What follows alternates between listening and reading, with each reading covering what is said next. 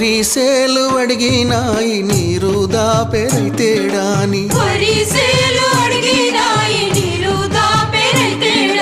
పత్తి సేలు అడిగినాయి నెత్తురు జల్లెరైతేడాని అవి పట్టుకొని ఏడుస్తున్నాయో తుల్లి తుల్లి ఏడుస్తున్నాయో